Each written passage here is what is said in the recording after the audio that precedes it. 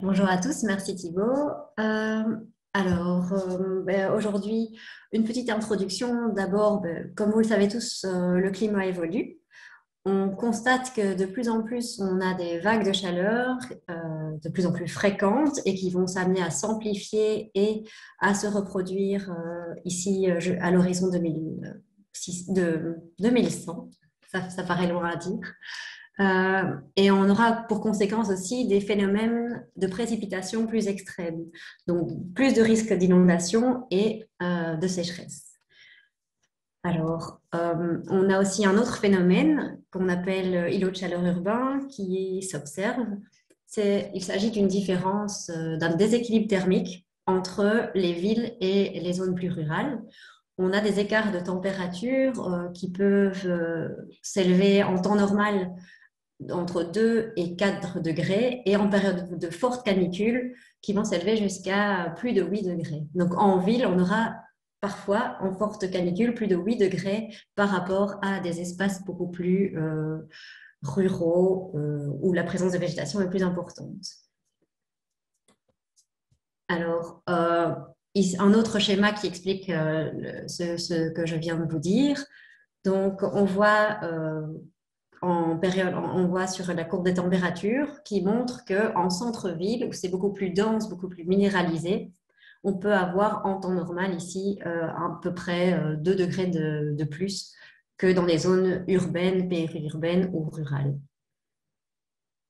Alors, et ce phénomène est encore plus marqué la nuit, en fait, parce que la journée, quand on a environ 2 degrés de différence, avec une température de ville supérieure à 2 degrés et une température en campagne plus fraîche, eh bien, en ville, ça pourra aller de 5 à 10 degrés de plus comme différence, puisque la végétation et la présence d'eau, etc., va permettre de rafraîchir l'air la nuit, tandis que les bâtiments ou les revêtements de sol vont emmagasiner de l'énergie et la rejeter pendant la nuit. Donc, empêcher le rafraîchissement de la nuit.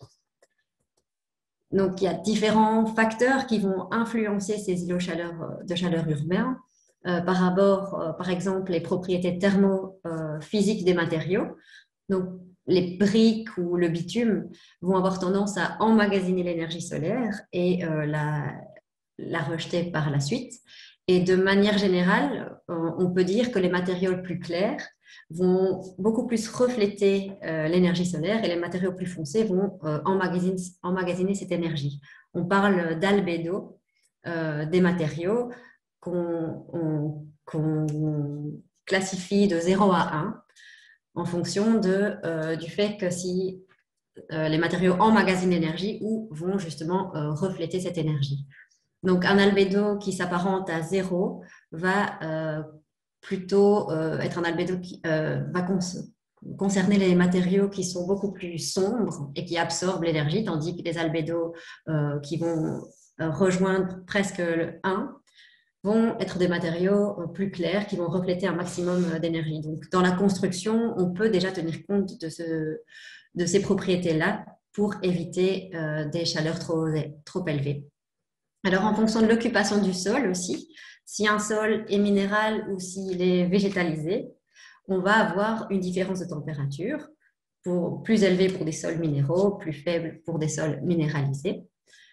En fonction de la morphologie urbaine aussi, donc si les rues sont étroites avec des immeubles élevés, on va avoir tendance à accumuler la température, tandis que si les rues sont plus larges, plus aérées, avec des plantations, avec des étages pas trop élevés, des degrés différents, on va avoir plus de circulation de l'air et du coup un air plus frais. On va aussi avoir, ça va aussi dépendre des activités urbaines. Donc, si c'est une zone industrielle ou si on a beaucoup de climatisation, tous ces appareils qui vont refroidir l'air vont quand même produire de la chaleur et ça aura un impact aussi sur les températures extérieures. Donc, comme conséquence, les citadins auront un inconfort par rapport à leur santé et se sentiront moins bien. Il y a des études qui ont montré qu'il y avait plus de risques de mortalité chez les habitants des villes, un plus grand taux de maladies cardiovasculaires. Leur sommeil, en général, est moins réparateur puisque la température est plus élevée, donc on arrive à moins bien récupérer. Et il y a une accentuation aussi des problèmes respiratoires. Donc, les températures élevées vont avoir pour effet notamment d'augmenter la pollution atmosphérique. Elles vont intervenir dans la formation de smog et elles vont favoriser la formation d'ozone au sol. Donc, tout ceci va vraiment engendrer des problèmes respiratoires comme l'asthme ou d'autres maladies respiratoires. Donc, les autorités, de plus en plus de villes, de communes prennent conscience de ces inconforts et de ces impacts sur la santé, mais aussi des enjeux en général de ces îlots de chaleur et vont mettre en place différentes actions. Donc, il y a toute une stratégie qui peut être mise en œuvre. Il y a des actions comme renforcer la présence de végétal en ville, limiter l'imperméabilisation des sols, donc à l'avenir, dans des projets futurs, lors de délivrance de permis d'urbanisme, par exemple, intégrer des clauses qui pourraient éviter d'imperméabiliser une trop grande surface. Ou alors, il y a des projets aussi de désimperméabilisation, carrément. Donc, de plus en plus en France, par exemple, on désimperméabilise des cours d'école dans les grandes villes. Et ça, je vous en parlerai dans la deuxième partie de ma présentation. Et on peut aussi redonner de plus en plus de place à l'eau en ville, ou encore recourir à des solutions naturelles de climatisation et améliorer l'isolation des bâtiments. Donc, on peut classifier toutes ces actions dans trois grandes catégories. La première qui va concerner vraiment tout le végétal en ville. La deuxième, donc ça c'est la première des solutions dites vertes. La deuxième, ce sera toutes les solutions dites bleues, puisqu'elles vont concerner l'eau.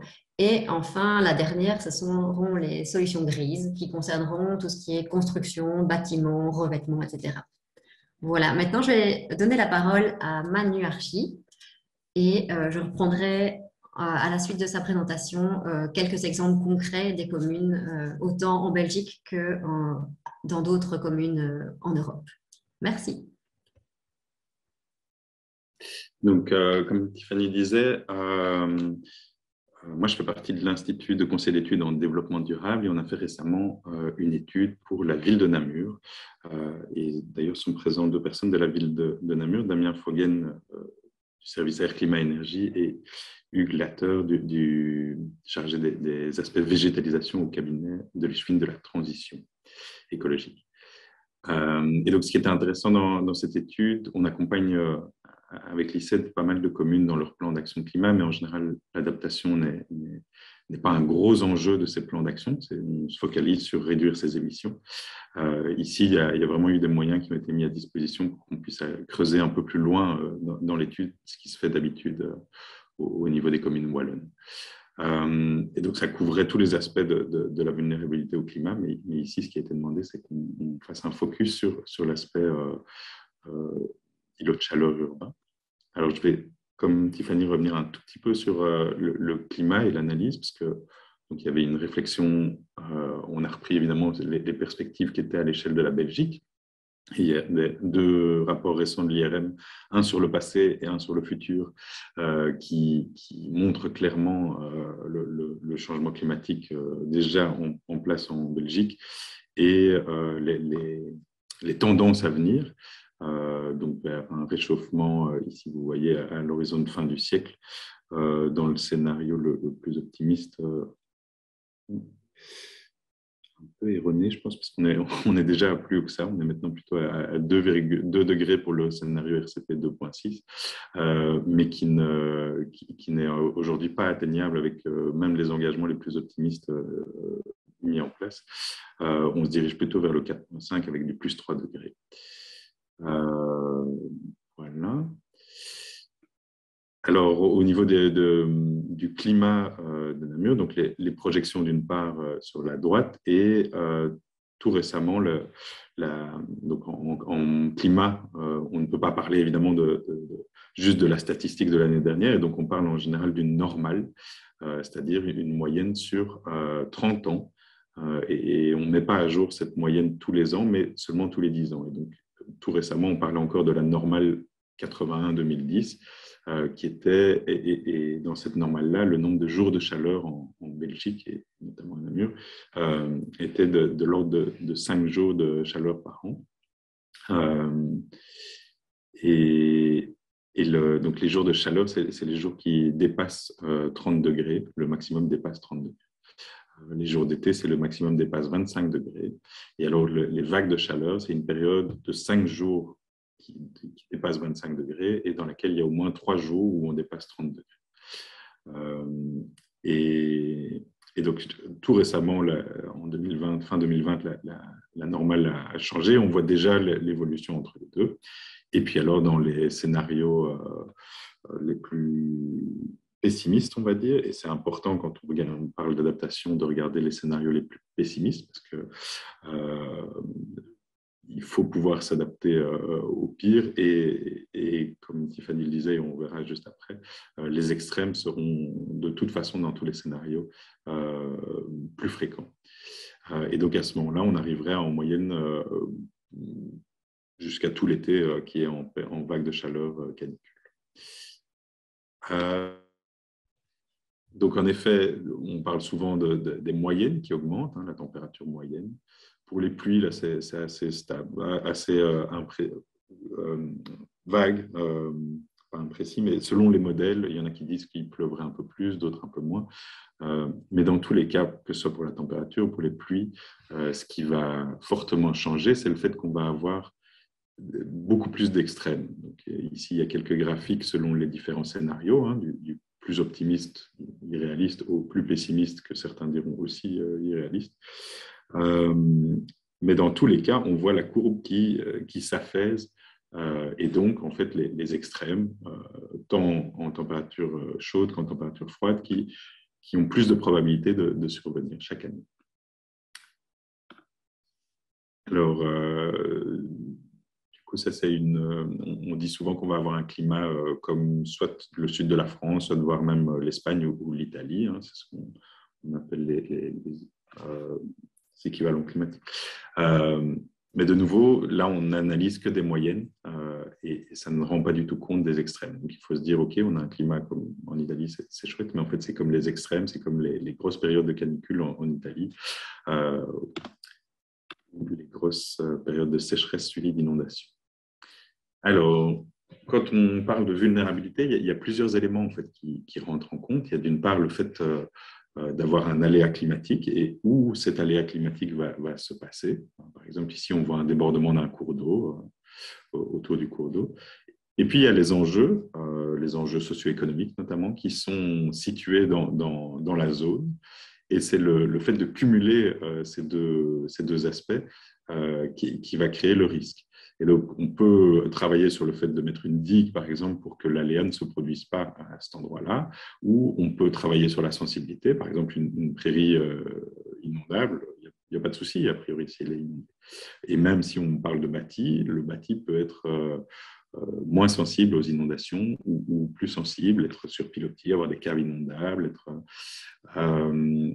et enfin, troisième chose qui n'est pas reprise ici dans ces graphiques, c'est la capacité de gestion au moment de la crise. Comment on va réagir à l'aléa et s'assurer qu'il ait le moins d'impact possible.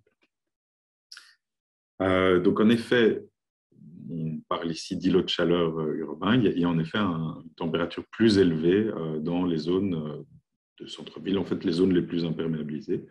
Ça peut arriver très vite, en fait, même hors du centre-ville, un parking de 500 mètres carrés complètement imperméabilisé, il va très vite y avoir de la surchauffe au milieu de ce parking.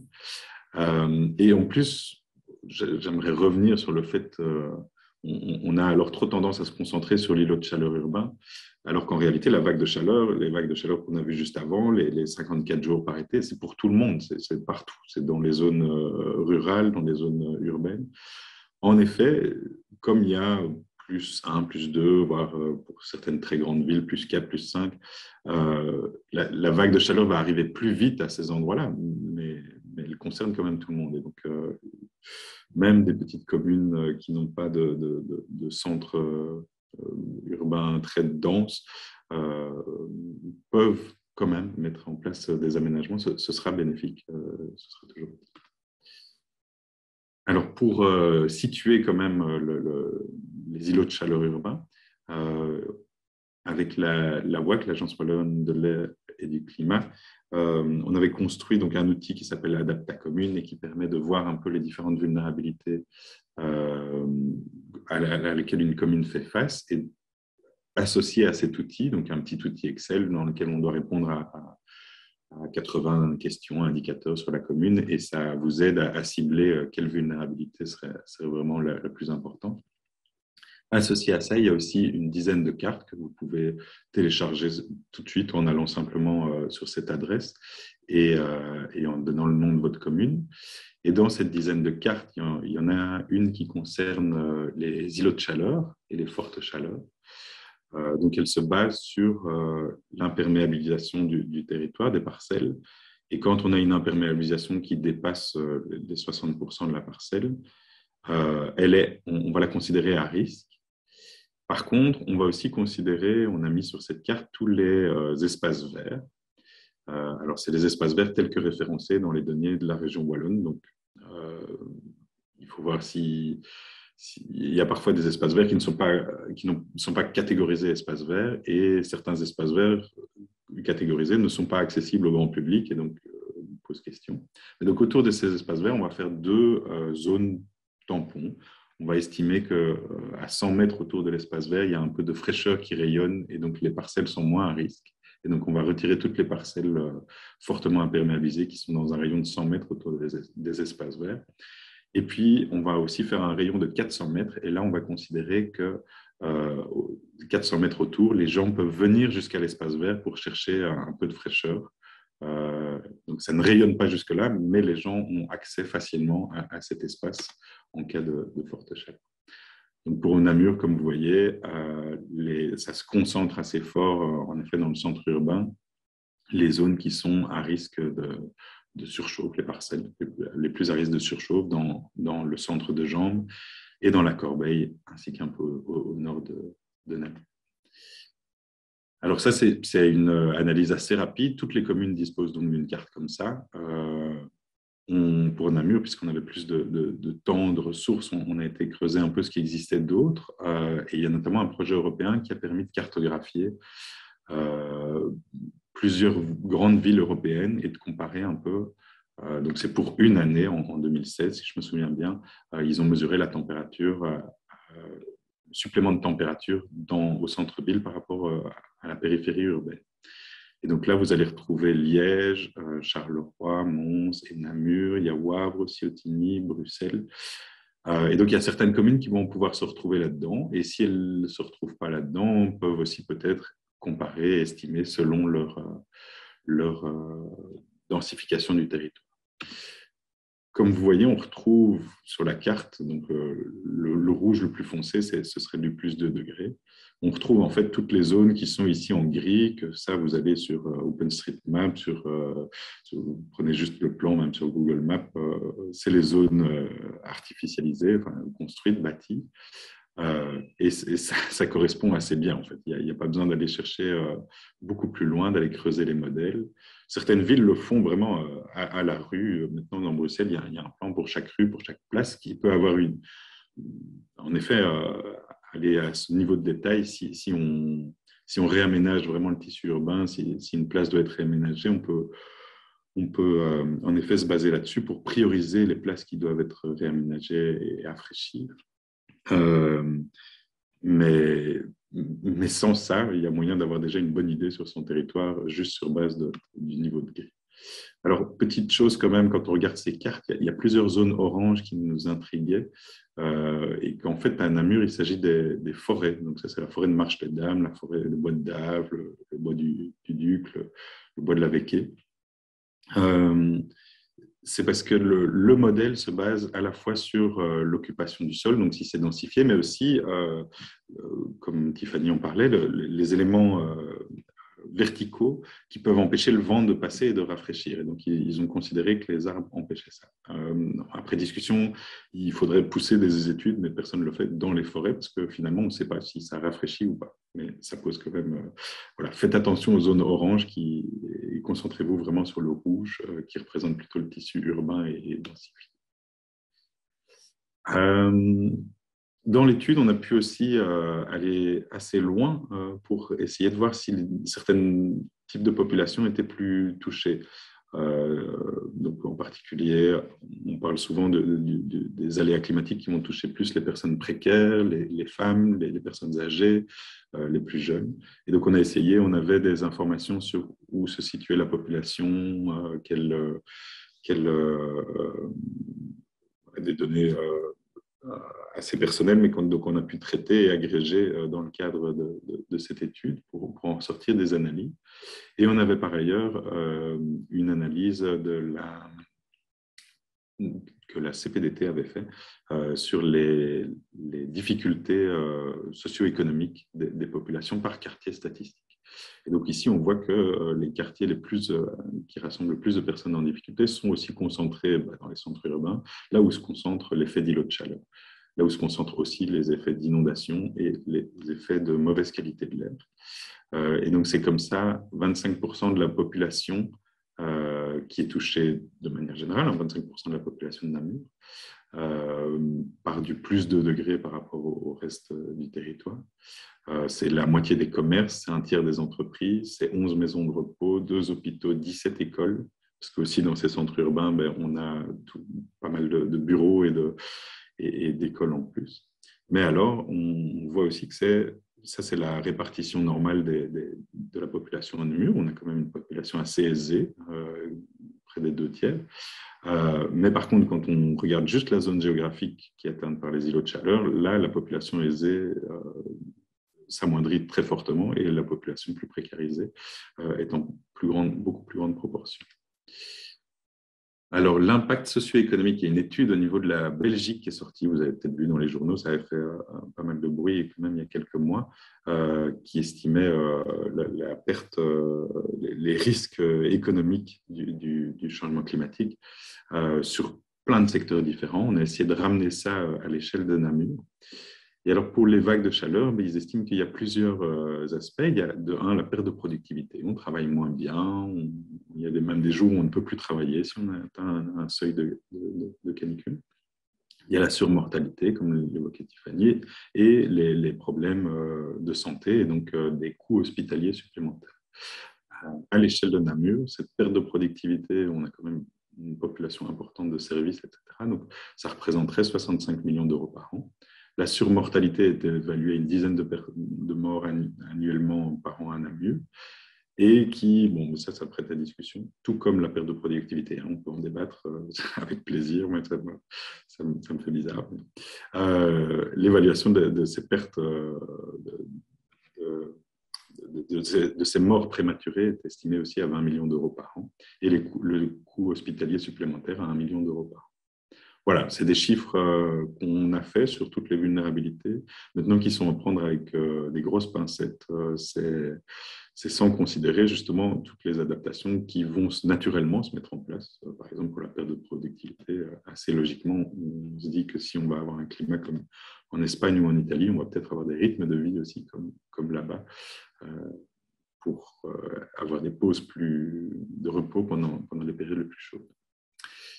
Voilà, alors au niveau des mesures, c'est un peu comme l'évoquait Tiffany aussi, il y a le fait de l'imperméabilisation des terres, je vais y revenir, mais avant de débétonner, il y a toute la question d'arrêter de bétonner.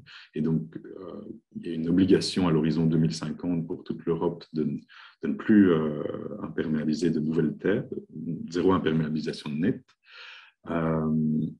Et donc, chaque commune va devoir ou attendre que la région wallonne l'impose ou mettre en place une stratégie de limitation de cette imperméabilisation. Ensuite, il y a toute la possibilité de végétalisation urbaine, ce qui peut être fait sur donc les arbres en ville, tout ce qui peut être fait sur le bâti, la création d'espaces verts. Et puis, il y a ce qui se fait au moment où la vague de chaleur arrive, et donc il y a la gestion de crise, et notamment la mise à disposition d'eau potable pour se rafraîchir. Alors, au niveau de l'imperméabilisation, il y a de nouveau une étude de la CPDT qui est sortie en 2012 qui analysait et proposait, selon plein de critères, une aptitude des terrains à être construits ou non pour suggérer un plan de secteur qui soit plus durable que celui qui a été construit dans les années 80. Donc ça, c'est déjà une base sur laquelle partir pour entamer une stratégie de se dire où est-ce qu'on va limiter. C'est vraiment pas évident hein, pour une commune. Mais en même temps, l'imperméabilisation des terres, elle touche, ici on parle pour les vagues de chaleur, mais ça touche absolument toutes les vulnérabilités. Les problèmes sur la biodiversité, les problèmes d'inondation, les problèmes sur l'agriculture, parce que la plupart des terres imperméabilisées, on a souvent tendance à confondre au plan de secteur ce qui est zone agricole et ce qui est cultivé. Sur toutes les terres à bâtir, mais qui ne sont pas bâties pour le moment, la plupart sont cultivées pour le moment. Donc, près de 75% des nouvelles constructions et des terres imperméabilisées, elles se font sur des espaces agricoles. Voilà, donc l'imperméabilisation, comment ça peut se limiter? Il y a le schéma de développement communal qui peut introduire ça. Pour l'instant, je n'ai pas connu de schéma de développement communal qui se prononçait réellement sur l'imperméabilisation. Il limite parfois la possibilité de loger, de construire, et donc le nombre de logements, mais il ne se prononce pas sur justement les surfaces imperméables qu'on met sur sa parcelle. Et alors, il y a la possibilité de guides communaux d'urbanisme qui peuvent se prononcer là-dessus. C'est dans le code été, la question de l'imperméabilisation, et donc, il y a moyen de se prononcer là-dessus pour une commune. De plus, se prononcer juste sur l'imperméabilisation sans remettre en question le caractère constructif, et il y a possibilité de mettre des habitats qui sont non imperméabilisants. Ça permet d'éviter les problèmes justement de compensation éventuelle pour une perte de possibilité de bâtir. Ce qui est très discutable. Hein. La possibilité de bâtir, ce n'était pas un droit acquis pour toutes ces personnes en 1980. C'est juste une possibilité, tout comme la possibilité de ne pas bâtir. Alors, les actions de végétalisation, pour Namur, on venait de finir aussi pour eux une proposition de réseau écologique par tram. Donc, il y avait ici la trame forestière. L'idée était du coup de construire les actions de résilience et d'adaptation au climat au maximum sur ce que pourraient fournir les écosystèmes. Et donc de créer en lien la végétalisation et la reconstruction du réseau écologique. Et donc ici, on voit qu'il y a des zones cœurs de forêt importantes à Marche-les-Dames, à Herpan et dans la citadelle. Et donc l'idée était d'essayer de reconstruire une liaison à travers le centre-ville, à travers les quelques arbres urbains qu'on allait pouvoir mettre, voilà ce qu'ils allaient pouvoir amener de stepping stone, comme on dit, des points où la faune, voire la flore au pied d'arbre, peut se disperser jusqu'à rejoindre les autres zones. Donc ici, il y a une série de rues qui étaient identifiées comme prioritaires pour essayer d'envisager de la replantation d'arbres. À savoir aussi que à Namur, ils ont entamé, donc c'est quelque chose quand même de savoir les arbres qu'on a dans son patrimoine public. Donc ils ont entamé tout le référencement, tout un cadastre de leurs arbres en indiquant quelle espèce c'est, s'il y a des soucis, en ayant une photo, en voyant les contraintes physiques sur les arbres. Et donc, ils sont encore dans toute l'élaboration du cadastre de l'existant, tout en planifiant maintenant dans l'élaboration de leur plan canopé pour essayer de voir où planter plus d'arbres. Et alors, par ailleurs, il y avait aussi la trame des milieux secs, donc le long de la Meuse surtout, et il y a des affleurements rocheux qui peuvent être des milieux ouverts secs assez intéressants, et tous les chemins tous les bords allages de Meuse et de Sambre accueillent aussi une végétation typique des milieux ouverts secs. Et il y a la carrière à Stimoulin, les anciennes carrières, qui sont des endroits assez bons pour ces milieux-là aussi. Et donc, pour ce type de milieu, la synergie de lutter contre les vagues de chaleur et en même temps reconstruire le réseau, c'est la possibilité de faire des toitures vertes. Ces toitures vertes qui peuvent aussi contribuer à toute la gestion de l'eau en ville, tout comme les arbres urbains. Donc voilà, il y a une identification, il y a une zone ici entre le halage Sambre et Stimoulin qui serait éventuellement intéressante pour créer une liaison, et donc une identification des zones où des toitures plates pourraient être développées. Maintenant, les toitures plates, plus je creuse, plus à l'échelle communale, j'ai quand même des doutes dans les nouvelles constructions et dans les contraintes qu'on peut mettre dans un nouveau permis. Oui, dans la rénovation en toiture verte, ça pose quand même énormément de soucis pour un gain, on va dire, il y a moyen de faire beaucoup de choses avant d'arriver à ce stade-là pour une commune, je trouve. Pour un nouveau constructeur qui construit du neuf et qui l'intègre directement dedans, ça a tout son sens. Voilà. Alors, comme je vous disais au tout début, les espaces verts jouent un rôle de fraîcheur qui rayonne. On a du coup refait cette carte-ci, qui est tous les endroits où c'est fortement imperméabilisé, c'est dense.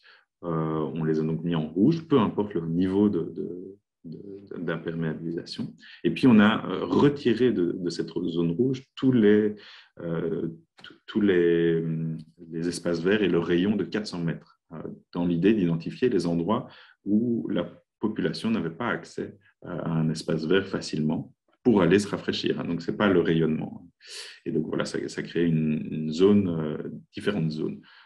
C'est, selon des données cartographiques, très générales. Il n'y a peut-être pas de sens ici à aller créer un espace vert du côté de Vaudrin où tout le monde a son jardin très vert, etc. Donc, ça doit encore être réutilisé avec la connaissance du terrain, mais ça permet déjà une première identification des zones où ce serait pertinent d'envisager la création d'espaces verts si l'opportunité se présente. Pour Namur, c'était le cas ici dans le centre-ville, un peu en dehors de cette zone et qui touche ici la zone rouge, avec notamment le parc de l'Espéna, donc un ancien bâtiment de l'école Albert Jacquard, qui juste derrière la maison communale, qui va être transformé en espace vert. En plus, un chouette projet avec une co-construction avec le voisinage, enfin, les habitants du quartier. Et également dans le grand projet cœur de ville où il y a un espace vert important qui va être recréé. Voilà, et alors la dernière chose, c'était, je vous disais, une fois qu'on a fait tout ce qu'on a pu pour essayer d'anticiper, d'atténuer ce qui est l'effet de la vague de chaleur, il y a au moment où elle apparaît, comment on va réagir. Et donc là, il y a un suivi, un système d'alerte précoce qui est en place avec la cellule Céline, l'IRM, qui avertit le centre de crise, qui lui-même avertit les communes. Alors, il faut identifier bien où ça se situe. Donc, il y a des communes qui ont une cellule PLANU, planification d'urgence, d'autres, je ne sais pas à qui ça s'est adressé. Et puis après, il y a la coordination de qu'est-ce qui va en suivre. Notamment, ça peut être l'ouverture de lieux publics frais qui ne sont pas normalement ouverts, mais les ouvrir de manière plus générale. Ça peut être effectuer un tour au niveau des personnes âgées ou des sans-abri pour... donc là, il y a un plan chaleur à Namur, notamment, qui a été mis en place, si je me souviens bien, en 2019, et toute l'idée est maintenant d'essayer de le pérenniser pour justement aller auprès de ces personnes plus à risque et les trouver de manière proactive pour essayer d'anticiper les problèmes de forte chaleur. Et alors, il y a le fait de construire tout un réseau de fontaines publiques et d'accès à l'eau, principalement l'eau potable, parce que donc pour tout ce qui est réseau d'eau dans la ville, ça peut avoir un très grand intérêt pour la gestion de l'eau de pluie. Pour le rafraîchissement, à ma connaissance, je n'ai pas encore vu s'intéresser sur cette question avec notamment la Meuse et la Sambre qui traversent Namur, et on se disait, voilà, ça a un fort effet rafraîchissant. En réalité, cet effet rafraîchissant n'est pas si significatif que ça. Le rafraîchissement dont on a besoin, c'est surtout la nuit. Comme le disait Tiffany, la nuit, en ville, on a encore plus une différence de degrés, mais celle-ci, elle est principalement due à l'effet rafraîchissant de l'évapotranspiration de la végétation. Donc, c'est vraiment ce processus d'évapotranspiration. Donc, remettre de la végétalisation va amener ça la nuit dans la ville. La transmission de la température plus fraîche de l'eau aux alentours via l'air. L'air est un très bon isolant, en fait, donc ça ne rayonne pas tant que ça. Et en plus, l'eau peut parfois être au-delà de la température qui va faire la nuit et donc devenir problématique. Ça a déjà été le cas dans le passé avec la Meuse et la Sambre. Voilà, mais par contre, un réseau de fontaines publiques, soit pour carrément jouer dedans, bon, là, ça pose des soucis de consommation d'eau et d'énergie, il faut bien vérifier ça, mais surtout pour boire, ça c'est le plus important au niveau de la santé. Voilà, et je vais repasser la parole à Tiffany, je t'ai partagé. Merci beaucoup, Manu. Voilà, donc maintenant je vais passer à quelques exemples concrets qui ont été mis en place, quelques actions qui peuvent être mises en place, certaines plus facilement que d'autres, au niveau des communes. Je vais surtout me concentrer sur la présence de végétal en ville et sur l'imperméabilisation ou la désimperméabilisation et parler un tout petit peu de l'eau, mais par contre, tout ce qui est construction, isolation de bâtiments, etc., ça, je n'en parlerai pas lors de cette présentation. Voilà, donc comme l'a dit Manu, effectivement, les arbres ont vraiment un rôle dans la régularisation de la température. Donc,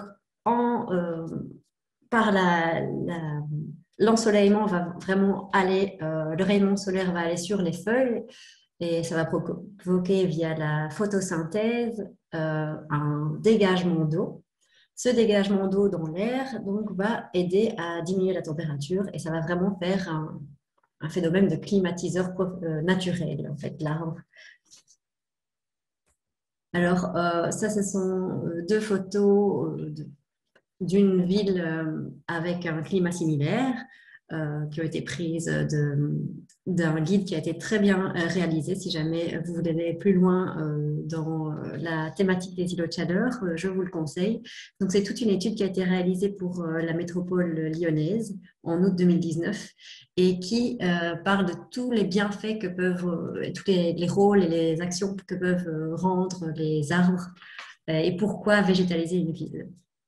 Donc ici, on voit une ville sans végétalisation, quasiment pas d'arbres ni de plantation. Et on voit que les températures au sol peuvent aller jusqu'à 66 degrés Celsius. Donc c'est vraiment difficile à supporter en période de canicule. Par contre, une ville de climat similaire, eh bien, on a 30 degrés au sol. Donc, c'est déjà plus supportable, même si c'est très chaud. Sur les côtés, en bord de voirie, on a de nombreux arbres. Là, on a une vingtaine de degrés. Donc, ça, c'est tout à fait supportable.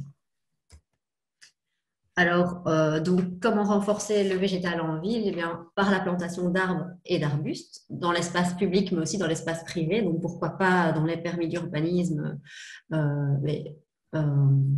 proposer aux riverains de planter les arbres, mais aussi aux nouvelles implantations, aux industries, etc. Il y a la campagne Yes We Plant de la ministre de l'Environnement qui propose de réarborer les villes et les communes. Et en Wallonie, on a différents exemples de communes qui se sont lancées. Là, j'en ai cité que deux, mais il y en a tellement d'autres. Vous le savez mieux que moi, donc vous avez probablement au sein de votre commune des projets de plantation également. Mais je peux citer par exemple le plan canopé de la ville de Liège qui va être détaillé vraiment lors du prochain webinaire. Donc le dernier webinaire du cycle va vraiment bien expliquer le plan canopé de la ville de Liège. Il y a également la commune d'Anhé qui a déjà planté, je ne sais plus combien d'arbres, mais vraiment pas mal et qui continue à en planter chaque année. Donc, qui fait un gros effort là-dessus. Dans d'autres villes, en France, à Lyon, à Bordeaux, à Paris, en Espagne également, Barcelone, Madrid, ont vraiment des plans également de lutte contre les adaptations, contre le changement climatique, pardon, et des actions d'adaptation. Donc, on peut aussi végétaliser les trottoirs, les façades, les toits. Des maisons et des bâtiments industriels également ou des bâtiments publics. Par exemple, à Doncel, ils offrent une prime communale pour des toitures végétales.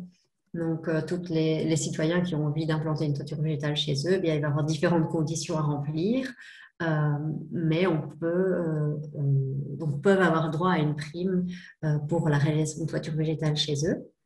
La commune de Montigny-le-Tilleul aussi a réalisé une charte de fleurissement de la commune qui est téléchargeable via le lien ci-dessous. Donc, elle incite les riverains vraiment à végétaliser leur façade, à planter donc des plantes grimpantes. Elle leur donne une liste de plantes grimpantes qui pourraient convenir, à planter aussi, pourquoi pas devant leur maison, un peu sur l'espace public. Mais bien sûr, il y a une série de conditions à remplir. On ne peut pas planter n'importe quoi, pas d'espèces invasives évidemment, avec certaines recommandations et une convention, pas d'utilisation de produits phyto, etc. Donc voilà, il y a différentes manières de procéder, mais toutes ces actions mises ensemble peuvent avoir également un impact sur le rafraîchissement à l'échelle d'un quartier, de la ville, etc. Alors, bah, de plus en plus, ça je suppose que vous connaissez très bien, mais voilà une question, voilà un exemple encore de cimetière qu'on va enherber. Donc les cimetières, il y a quelques dizaines d'années, même voire moins, étaient tous entièrement minéralisés à quelques exceptions près. Et maintenant, de plus en plus, déjà pour répondre à la nouvelle législation en matière d'utilisation de produits phytosanitaires, c'est plus facile à gérer au niveau temps, en tout cas, d'enherber un cimetière et que de le désherber pour avoir un résultat net, alors qu'il est en gravier. Mais aussi, on constate qu'il y a d'autres bénéfices. C'est beaucoup plus naturel, on a une augmentation de la biodiversité, c'est plus agréable pour les riverains, on peut avoir un côté paysager, on peut mettre des plantes mellifères, etc.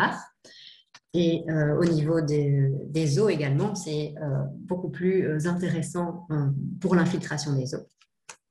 Et donc voilà, ça c'était un cimetière dans la ville de Mons, à Mévin, qui a été entièrement rénové. Et lors de la rénovation, mais ils ont créé des espaces, des parterres, et ils ont revitalisé toutes les allées, etc. aussi. Il y a plein d'exemples en Wallonie comme ailleurs. J'imagine que vous en connaissez bien d'autres. Ici, on peut aussi végétaliser en partie ou totalement avec différents matériaux des espaces complètement minéralisés, comme bien souvent le sont les parkings. Donc, il y a moyen de mettre soit des dalles alvéolées, soit un système de dalles avec des joints plus larges pour perméables. Il y a des matériaux aussi, des revêtements perméables complètement qu'on peut couler à certains endroits. Donc, effectivement, ça représente un certain coût à la mise en place, mais comme l'avait dit ma collègue Célia lors de l'autre webinaire, le précédent sur tout ce qui était adaptation à tout ce qui était lutte contre les inondations, eh bien, ça représente un coût initial, mais au fur et à mesure, finalement, ça représente moins que si on avait des graves dégâts et qu'on devait remettre en place toute une série de travaux pour résoudre les dégâts engendrés. On peut aussi essayer de veiller à maintenir vraiment le maximum d'espace vert, éviter de mettre des gros projets dans des espaces verts existants, mais on peut aussi en créer d'autres. Comme l'a dit Manu lors de sa présentation, il y a un tout nouvel espace vert qui va bientôt voir le jour à Namur notamment, à l'Espena. Mais ça, ce sont vraiment des belles opportunités. Et d'ailleurs, il y a un appel à projet qui est sorti en avril dernier par le cabinet de l'environnement, de la ministre de l'Environnement, sur la création de nouveaux parcs en milieu urbain. Donc ça, c'était pour des communes, si je ne me trompe pas, de plus de 50 000 habitants. Mais alors, il y a d'autres appels à projets qui vont être lancés au cours de cette année et au cours de la législature pour vraiment essayer de lutter contre les changements climatiques et qui vont concerner toutes les communes aussi de la Wallonie. Donc, il faut essayer de limiter aussi l'imperméabilisation des sols au maximum. Donc ça, Manu en a parlé pas mal aussi, c'est que dans des projets futurs, on va essayer de vraiment ajouter des clauses et essayer d'aiguiller la future urbanisation de la ville pour éviter de trop imperméabiliser les sols. Et c'est plus coûteux, mais on peut désimperméabiliser des sols existants. Et ça se fait de plus en plus, en France notamment, par rapport aux cours d'école. J'en reviendrai plus tard dans ma présentation. Donc ici, je vous présente plusieurs matériaux différents qui vont du plus perméable au moins perméable. Ça vient d'un document qui a été réalisé par la classe de la métropole Nature, l'ATU aussi, en France, qui a vraiment étudié chaque matériau et son coefficient de perméabilité avec des critères de prix, etc. Donc, vous pouvez aussi aller le consulter sans souci, on peut vous l'envoyer. Il est disponible gratuitement, téléchargeable en ligne. Alors, donc c'est ça, de penser à intégrer des revêtements perméables lors de la conception de nouveaux espaces, la création d'un espace ou la rénovation d'un espace, et bien vraiment essayer d'intégrer des matériaux perméables pour limiter au maximum l'imperméabilisation. Alors, des exemples de désimperméabilisation, ben, ça peut être réalisé partout, enfin, dans des parkings, le long de chaussées, dans des trottoirs, des pistes cyclables, des allées piétonnes, des cours d'école, des aires de jeu, etc. Donc ici, la première photo montre une avenue à Caen. Donc, la ville de Caen a vraiment lancé une énorme stratégie de désimperméabilisation sur tout son territoire. Elle a défini des priorités, des zones prioritaires en fonction aussi des études qui ont été réalisées comme à Namur et comme dans d'autres grandes villes, sur vraiment des quartiers à cibler en priorité. Et s'est lancé dans un programme de désimperméabilisation et ensuite végétalisation de ces endroits. Donc, l'autre photo représente une cour d'école à Dijon, entièrement, enfin presque entièrement, à 60% désimperméabilisés. Et les travaux ont été réalisés cette année, début d'année. D'autres exemples de cours d'école, parce qu'il n'y a pas que ailleurs qu'on fait ça, on fait ça aussi en Belgique, ce sont des exemples belges, avec ici la première photo montre une école à Anvers, très très bien avancée. Ils ont fait ça surtout en co-construction avec les élèves, les enseignants et les parents. Donc l'aménagement est beaucoup plus accepté quand il est fait de manière participative et du coup bien plus respecté et aussi par les élèves, par les enseignants, par tous les utilisateurs. Et souvent, ils ouvrent également certaines parties de l'école, en tout cas, au public hors période scolaire et durant les congés, le week-end, etc. Donc, ce qui permet aussi à un public qui n'a pas accès facilement à des espaces verts d'intégrer un espace vert à proximité de chez lui. Alors, ça a été fait aussi à Namur, dans une école à Saint-Servais, où à peu près 300 mètres carrés, je pense, ont été remplacés, donc de pavés ont été remplacés par de l'herbe, etc. Donc, ça aussi, ça a été fait par Good Planet dans le cadre du projet Ose le Vert. Et ça a été fait vraiment de manière participative, en concertation avec les enseignants, les professeurs, les enseignants, les parents et les élèves. Il y a d'autres exemples. Maintenant, en France, toutes les grandes villes se lancent. Donc, autant Paris, Lille, Besançon, Bordeaux, ils attaquent vraiment les cours d'école parce que souvent, les cours d'école se situent vraiment dans les centres urbains et c'est là où on a le plus de phénomènes d'îlots de chaleur observés. Encore un autre exemple d'une école à Verviers qui a aussi désimperméabilisé une bonne partie de sa cour. Voilà pour les cours d'école. Mais alors, donc ça, c'était pour tout ce qui était les solutions dites vertes, donc on touche le végétal. Maintenant, dans la série d'actions bleues, les solutions bleues, on peut créer des mares, on peut aider à infiltrer l'eau pluviale vraiment à la parcelle. Là où la goutte tombe, on va essayer de l'infiltrer. On peut créer des mous, réouvrir des cours d'eau, réouvrir des ruisseaux qui ont été canalisés, enfouis précédemment. Et pourquoi pas lors d'une rénovation, ou bien carrément décider de faire ce projet-là, de réouvrir des cours d'eau enfouis pour permettre à plus d'absorption de l'eau aussi et permettre à l'eau de pouvoir rafraîchir l'air. Et on peut aussi mettre en place des chaussées drainantes en utilisant des matériaux spécifiques qui vont permettre de laisser pénétrer l'eau. Et voilà, donc tous ces exemples d'aménagement, il y a énormément aussi d'aménagements qui sont donnés dans un guide. Je vous le cite ici comme source. C'est fait par le guide du bâti durable à Bruxelles, qui est aussi téléchargeable gratuitement en ligne.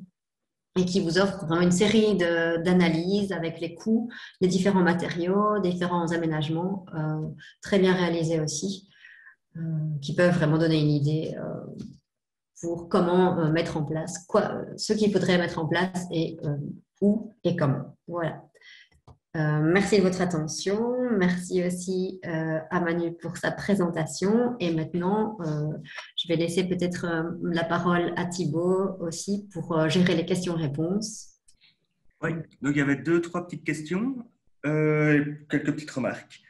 Donc, Tiff, en fait, il y avait une question, on va voir s'il était possible d'avoir le lien de l'étude sur l'impact sur la santé dont tu as parlé tout à l'heure. Alors, il y a plusieurs études qui ont été faites, mais oui, je peux envoyer, j'ai plein de documentation, je peux tout envoyer sans problème. Ok. Et alors, le même type de question pour Monsieur Archie. Est-ce qu'il est possible d'avoir le lien vers l'étude européenne dont vous avez parlé aussi tantôt, donc en début de présentation? L'étude européenne, c'était sur la modélisation d'îlots de chaleur pour quelques Ouais. grandes villes européennes, c'est ça?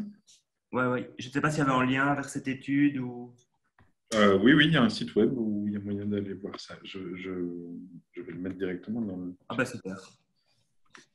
Ok. Alors, j'avais aussi une question, mais ça sera plus abordé donc, dans le dernier webinaire. C'est que pensez-vous du concept Urban Forest? Je ne sais pas si vous avez un avis, que ce soit Tiffany ou… En fait, ça va faire partie du septième webinaire. Donc, je ne vais peut-être pas m'y attarder ici. Évidemment, c'est controversé, mais je trouve ça peut-être mieux d'en parler lors du prochain webinaire on va avoir une présentation justement sur les microforêts. On aura une présentation du plan canopé de la ville de Liège et on aura aussi une présentation sur les microforêts. Donc, autant discuter tout ça la prochaine fois Ouais. peut-être. Donc, les forêts Les Miyawaki. spécialistes seront là. Voilà. Ouais, donc les forêts Miyawaki seront aussi abordées lors Oui. du webinaire. Enfin, il y a eu deux, trois remarques, hein, comme quoi c'était coûteux, comme à la mise en place, c'est que voilà, que donc c'était peut-être pas trop à mettre en place pour le moment, vu la pénurie de plantes. C'est une remarque qu'on a eue. Juste, si je peux rebondir. Ouais. Bon, sur les forêts Miyawaki, je ne m'y connais pas, hein, donc j'entends le débat en cours. Par contre, je trouve ça, ce qui est intéressant, c'est que les communes, elles disposent d'une certaine capacité soit dans l'arbre en ville et des parcelles qui sont parfois suffisamment importantes pour que ça commence à ressembler à un petit bosquet, pas une forêt, mais plus de liberté d'action en fait pour aller justement étudier de nouvelles choses, tester des choses, que ce soit une forêt comestible, que ce soit des choses que dans les forêts, avec le code forestier, on n'a pas nécessairement la possibilité, on ne peut pas mettre n'importe quelles essences, et notamment toute la question face au changement climatique de quelles essences résisteront encore bien. Et donc voilà, il peut y avoir une contribution quand même dans le public communal, les parcelles publiques communales, d'être un peu innovant et d'aller essayer, tester des choses au risque que ça ne soit pas un succès, et certainement avec des partenariats et en s'entourant des bonnes personnes, mais voilà, ça peut être des espaces pour ça justement. Ok, super. Merci. Il y avait une toute petite remarque aussi par rapport à l'appel à projet Parc urbain, qui disait donc que c'était pour des communes qui se trouvent donc entre 15 000 et 50 000 habitants. Oui. Et là, on avait une dernière question, mais qui sort peut-être aussi encore un peu, enfin, qui sera peut-être plus abordée lors du dernier webinaire. C'est comment planter durablement et choisir les essences. Donc ça, j'imagine aussi que ce sera plutôt à aborder lors du dernier webinaire. Donc oui, ça va vraiment se focaliser sur l'arbre en ville, le dernier webinaire du cycle. Donc je pense que ce sera abordé effectivement à cette occasion. Et alors pour Namur, c'était le service Espavert qui avait lui-même déjà fait une analyse des essences. Donc je renverrai à contacter le service Espace Vert de Namur. Nous, on ne s'est pas plongé sur cet aspect-là de l'étude puisqu'il l'avait déjà fait. Mais en effet, il y a des grosses questions de quelle essence planter. Et ça, j'ai peut-être oublié de préciser sur l'aspect végétalisé en ville. Donc, la première étape ici était d'identifier les endroits où ce serait potentiellement intéressant, à la fois pour le réseau écologique, à la fois pour réduire l'effet de chaleur et éventuellement, dans un autre aspect, pour les arbres de pluie, qui vont être sans doute des essences différentes ou en tout cas particulières. Après, c'est tout un parcours, hein. Donc, il y avait le service espace vert qui devait se prononcer sur les points où ça pourrait être pertinent. Après, il y avait le service plutôt urbanisme qui allait devoir voir en sous-sol qu'est-ce qui se trouve là, quelles sont les contraintes physiques. En fonction des contraintes physiques, hop, renvoie au service espace vert pour savoir quelle essence on va venir choisir à l'intérieur de ces contraintes et qui sont encore pertinents. Et puis après, ça va être renvoyé au service urbanisme pour voir plutôt comment on va pouvoir le mettre en place avec un budget, enfin, comment ça va s'installer, se planter. Voilà, donc il y a pas mal de coordination à prévoir en amont et s'assurer qu'il y ait une bonne communication, des bons liens entre ces services-là et plusieurs étapes dans la démarche avant de pouvoir se dire oui, on plante. Ok, super, merci. Alors, voilà, on me demande si vous avez un contact à la commune, à la ville de Namur, au service espace vert, pour justement toutes ces questions. Hugues, est-ce que toi, tu peux plus directement mettre dans le chat, est-ce qu'il y a un email général du service espace vert? Oui, il y a un lien, une adresse mail générale que je ne connais pas par cœur, que je n'ai pas sous la main là maintenant. D'accord, je vais essayer de chercher pour ne pas cibler des personnes. Attends, je cherche aussi en vitesse. Si jamais vous pouvez nous la transmettre, et nous, on peut toujours l'envoyer aux participants. D'accord, je l'ai, c'est bon. Ah, parfait, merci Manu. Voilà. Super. C'était assez simple. Nickel. Merci.